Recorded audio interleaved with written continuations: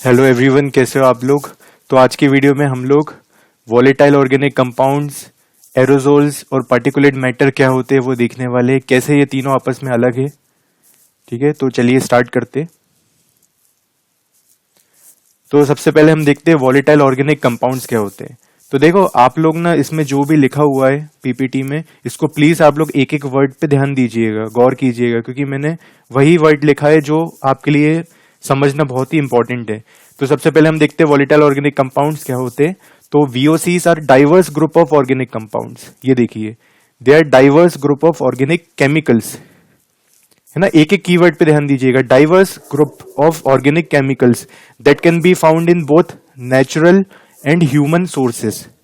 Again, आपके अगर exam में यूपीएससी में पूछा कि volatile organic compounds are obtained from only human sources, तो नहीं, नेचुरल सोर्सेज भी होते हैं वॉलेटाइल ऑर्गेनिक कंपाउंड्स के। हम आगे देखेंगे कि ये एग्जैक्टली होते क्या है, बट अभी के लिए आप डेफिनेशन समझिए। They are diverse group of organic chemicals, मतलब they are group of organic chemicals, है ना। Then they can include many different chemical compounds, जैसे कि आपके हाइड्रोकार्बन्स हो गए। हाइड्रोकार्बन्स क्या होते हैं? अगेन, जिनमें मैंने आपको बताया था कि जिनमें हाइड्रोजन और कार्बन प्रेजेंट होता है और उनसे जो कंपाउंड बनते हैं उनको हाइड्रोकार्बन्स बोलते हैं। देन ऑक्सीजनेटेड कंपाउंड्स, ये भी वॉलेटाइल ऑर्गेनिक कंपाउंड्स होते। Then halogenated compounds, then nitrogen compounds.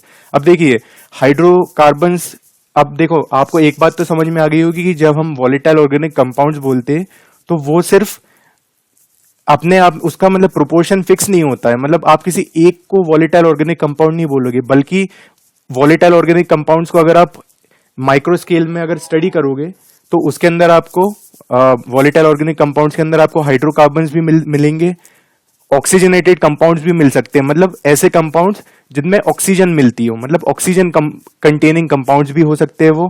Halogen containing compounds भी हो सकते हैं। हेलोजन मतलब क्या होता है? जैसे कि आपका क्लोरीन हो गया, ब्रोमीन हो गया, फ्लोरीन हो गया ना। तो chlorine, bromine, fluorine containing compounds भी आपके हो सकते हैं, या फिर नाइट्रोजन कंटेनिंग कंपाउंड्स हो सकते हैं, जैसे कि अमीन। अब देखो, जो भी अब वैसे ही ऑक्सीजनेटेड कंपाउंड्स में अल्कोहल कंटेनिंग कंपाउंड हो सकते हैं, मतलब इथेनॉल, मीथेनॉल। एल्डिहाइड्स भी हो सकता है उसके अंदर, एग्जाम्पल फॉर्मल्डिहाइड। देन कीटोन भी हो सकता है, कीटोन ग्रुप भी हो सकता है। अब ये क्या होते हैं हमारे लिए इतना जानना जरूरी नहीं है, बस मैं आपको एक आइडिया दे रहा था कि वॉलेटाइल ऑर्गेनिक कंपाउंड्स इन सब का मिक्सचर भी हो सकता है, या फिर अलग अलग भी हो सकते हैं ये, ठीक है। उनका वॉलेटाइल ऑर्गेनिक कंपाउंड्स बोल रहे हो। अब वॉलेटाइल क्यों बोलते हैं वो हम आगे देखेंगे। अब आप खुद सोचो, अगर हमें ये पता चल जाए कि हाइड्रोकार्बन कहाँ से एमिट हो रहा है या ऑक्सीजनेटेड कंपाउंड्स कहाँ से एमिट हो रहे हैं, तो आप बोल सकते हो ना कि वहीं से वॉलेटाइल ऑर्गेनिक कंपाउंड्स जो है वो ओरिजिनेट हो रहे होंगे, क्योंकि वॉलेटाइल ऑर्गेनिक कंपाउंड्स क्या है, अपने आप में वो इन्हीं चीजों से बने हुए हैं ना, इन्हीं कंपाउंड से बने हुए, because it is a group of organic chemicals, या ग्रुप ऑफ ऑर्गेनिक कंपाउंड्स। तो वॉलेटाइल ऑर्गेनिक कंपाउंड्स है वो, देखो उसके नाम में ही आ रहा है। तो किसी एक मैटर से नहीं बन रहे, वो बहुत सारे मैटर के मिक्सचर से बन रहे। अब देखो हाइड्रोकार्बन आपको पता है कहां से रिलीज होता है, बताओ। जब भी हम फॉसिल फ्यूल्स को बर्न करते, गैसोलीन हो गया, डीजल हो गया, नेचुरल गैस हो गया, तो वहां से हाइड्रोकार्बन रिलीज होते हैं, तो वो एक वॉलेटाइल ऑर्गेनिक कंपाउंड्स का सोर्स हो गया, ठीक है। अब वैसे ही अगर आप ऑक्सीजनेटेड कंपाउंड्स को देखोगे, तो ऑक्सीजनेटेड कंपाउंड्स कहां से रिलीज होते हैं? सॉल्वेंट्स हो गए, क्लीनर्स हो गए, इवन जो इंडस्ट्रियल प्रोसेसेस में आपका प्रिंटिंग यूज होता है या पेंट प्रोड्यूस होता है, जो हम लोग पेंट करते हैं घर को, वो पेंट जब प्रोड्यूस होता है उसमें भी काफी सारे ऑक्सीजनेटेड कंपाउंड्स रिलीज होते हैं। फॉर्मल्डिहाइड, अगर आप फॉर्मल्डिहाइड की बात करो, तो फॉर्मल्डिहाइड कहां से रिलीज हो रहा है? आपके जो घर में जो बिल्डिंग मटेरियल्स यूज होते हैं, फॉर एग्जांपल प्लाईवुड हो गया, पार्टिकल बोर्ड हो गया, तो उसके उसके उससे भी मतलब आपके फॉर्मल्डिहाइड रिलीज होता है। तो आप बोल सकते हो कि VOC का एक सोर्स आपके बिल्डिंग मटेरियल्स भी हो गए। तो देख रहे हो, मतलब आपको अगर इसका सोर्स देखना है तो कितना डाइवर्स सोर्स है, और depending upon the source volatile organic compounds का जो क्या बोलते हैं इम्पैक्ट होता है वो भी अलग होगा। क्योंकि अगर ऑक्सीजनेटेड कंपाउंड्स होंगे वॉलेटाइल ऑर्गेनिक कंपाउंड के अंदर, तो उसका इंपैक्ट अलग होगा, उसका सोर्स भी अलग हो जाएगा। हेलोजेनेटेड कंपाउंड्स, हेलोजेनेटेड कंपाउंड्स कहां से रिलीज होते हैं? जब आप लोग प्लास्टिक को प्रोड्यूस करते हो, या फिर हम लोग जब हमारे जो रेफ्रिजरेंट्स होते हैं वहां से भी ये रिलीज होता है। इवन एरोजोल्स हो गए, है ना, क्लीनिंग एजेंट्स हो गए, ये सब हेलोजेनेटेड कंपाउंड्स के सोर्स होते हैं। देन नाइट्रोजन कंटेनिंग कंपाउंड्स आपको कहां मिल जाएंगे? फर्टिलाइजर्स का प्रोडक्शन सबसे बड़ा, मतलब फर्टिलाइजर जब बनाए जाते हैं तो उसमें आपके नाइट्रोजन कंटेनिंग कंपाउंड्स रिलीज होते हैं, और तो वो भी एक तरीके का क्या है, वॉलेटाइल ऑर्गेनिक कंपाउंड है। ठीक है, तो आई होप आप समझ गए होंगे कि वॉलेटाइल ऑर्गेनिक कंपाउंड कितने डाइवर्स होते हैं, क्योंकि यहाँ पे वर्ड कंपाउंड का मतलब भी होता है कि उसमें हाइड्रोकार्बन्स भी हो सकते हैं, ऑक्सीजनेटेड कंपाउंड्स भी हो सकते हैं, हेलोजेनेटेड कंपाउंड्स भी हो सकते हैं, नाइट्रोजन कंपाउंड भी हो सकते हैं, या फिर उनका मिक्सचर भी हो सकता है। चलो अपन आगे चलते हैं अब। तो देखो, वॉलेटाइल कंपाउंड्स में आपके दिमाग में आया होगा कि यार वॉलेटाइल का मतलब क्या है इसमें। तो देखो, volatile organic compounds are called volatile because they have a high vapour pressure, which means they evaporate easily at room temperature and pressure. अब वेपर प्रेशर क्या होता है पहले तो आपको ये पता होना चाहिए।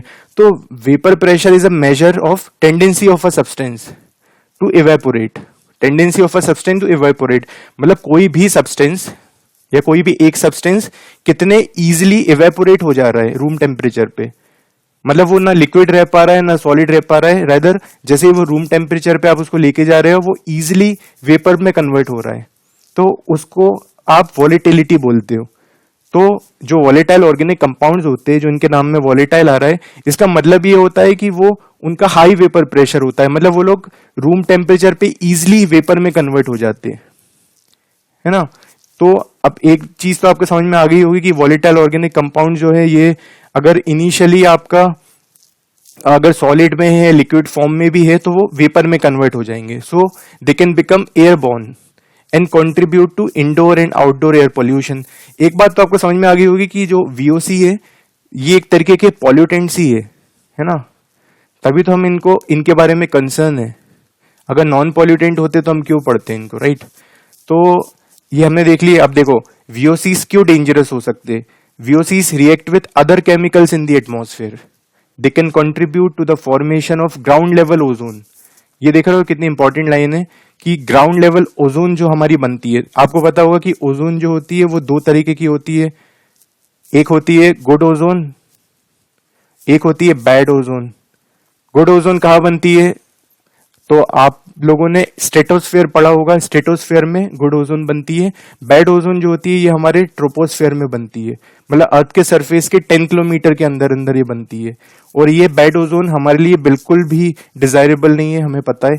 Then good ozone ultraviolet rays को ब्लॉक करती है, तो दिस इज डिजायरेबल।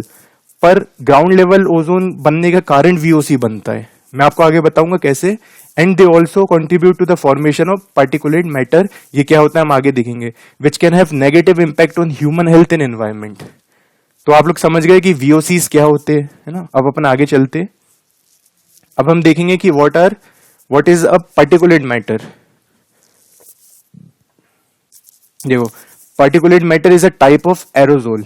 मुझे आप लोगों को एरोजोल भी बताना था और पार्टिकुलेट मैटर भी बताना था, तो आप इसको ऐसे देखो, ऐसे इस डायग्राम से आप इसको समझ सकते हो।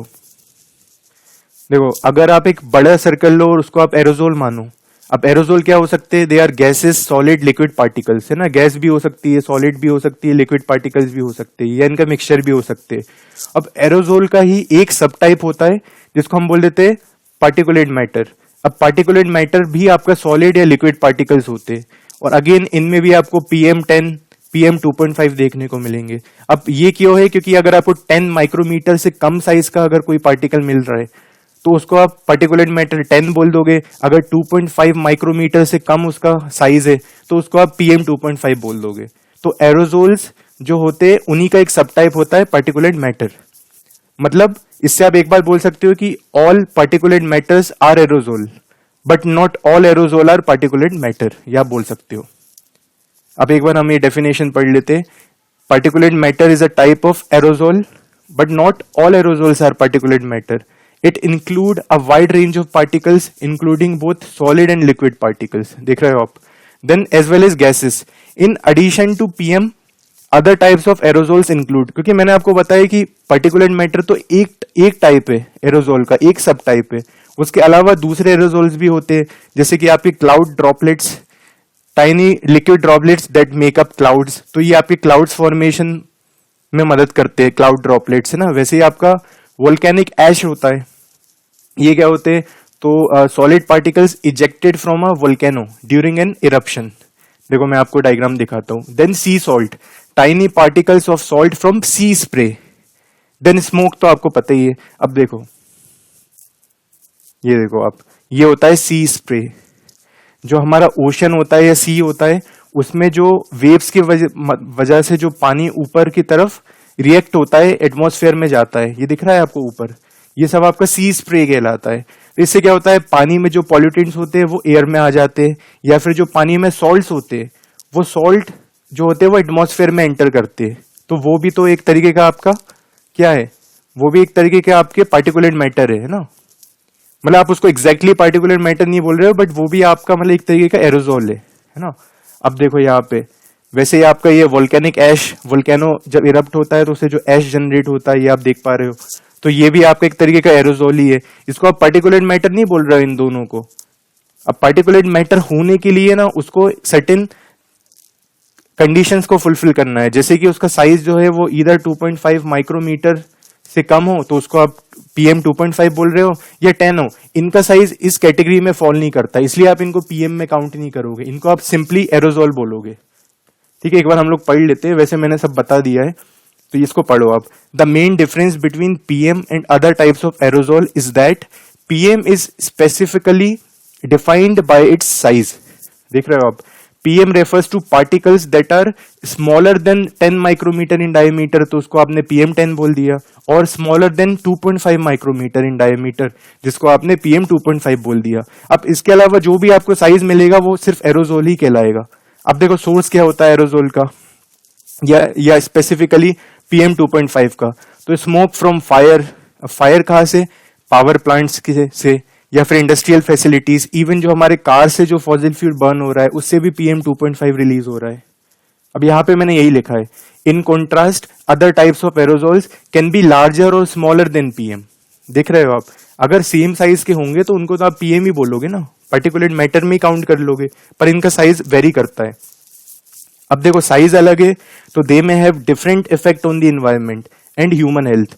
For example, aerosols like volcanic ash और smoke can have significant impact on the air quality and human health, but they may not be classified as PM if their particle size is outside of the range of PM size range. अब ये पता है, ये अब आप लोगों को difference तो क्लियर हो ही गया होगा। अब ये देखो, मुझे एक ये साइंस डायरेक्ट का मिला है कि अगर आपसे पूछा जाए कि what is the largest natural source of aerosol in the troposphere, तो देखो सी स्प्रे एरोजोल, मैंने आपको यहाँ पे डायग्राम में बताया ना, ये होता है सी स्प्रे एरोजोल, है ना। सी से जो भी पोल्यूशन होता है सी में, वो या सॉल्ट होता है वो एयर में एंटर कर रहा है सी से, है ना, तो इसको आप एरोजोल का सोर्स है सी स्प्रे। तो यहाँ पे यही दिया हुआ है कि sea spray aerosol is the largest natural source of aerosol in the troposphere and has profound potential significance for climate change.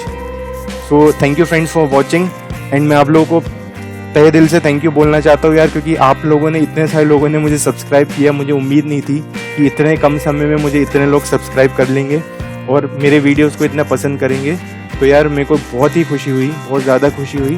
हम लोग एक काम करेंगे, जैसे प्री होता है तो प्री के बाद हम लोग एंथ्रोपोलॉजी के एक एक टॉपिक को उठाएंगे और रोज़ उस पर मैं एक एक वीडियो या दो वीडियोज़ अपलोड करूँगा, तो अपन लोग साथ में पढ़ेंगे एंथ्रोपोलॉजी कुल मिला के। ठीक है, तो आप लोग बिल्कुल भी टेंशन मत लेना, आप लोग अभी प्री पे फोकस करो, प्री होने के बाद फिर एंथ्रोपोलॉजी का हम लोग साथ में अच्छे से कर लेंगे। तो thank you for watching friends, take care, और एग्जाम आने ही वाला है यार, तो अच्छे से पढ़ाई करो। Okay, bye.